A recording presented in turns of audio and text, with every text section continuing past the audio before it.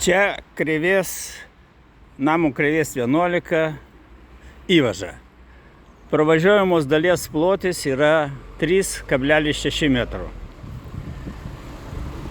Vat trečios, ketvirtos šitų laiptinių matosi čia, sakykime, gyventojai stato savo mašinas po savo langais taip, kad visi kiti važiuodami pro šalį turi, reiškia, išvažiuoti iš kelio, įvažiuoti į kažkokią pelkę, taip, gadinti savo transporto priemonės, o šitie draugai ramiai savo sėdi ir žiūri, kaip visi kiti gadina savo automobilius.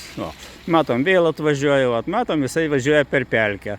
Todėl, kad nepalikta tas reikalaujamas pagal kelių eismo taisyklės, ne mažesnis kaip 3 metrų atstumus, jei statai mašiną taip, kaip jie pastatė. Žinoma, jie galėtų tais mašinas pastatyti ant šaligatvio truputį ir tada galima būtų pravažiuoti.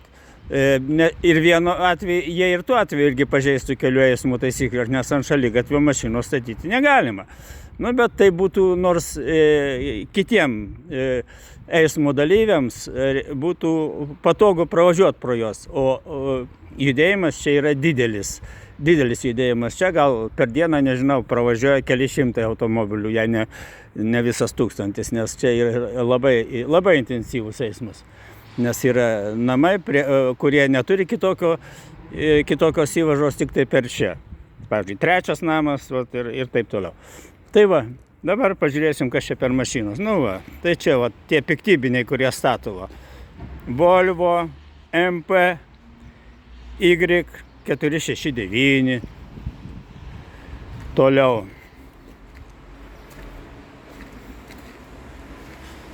Opelis KE 261 ir taip toliau. LCM 197 BMW šitas gal netrukdo. Vėl mane nuvijo nuo kelio, nes vėl per pelkę važiuoja automobilis. Tai tiek.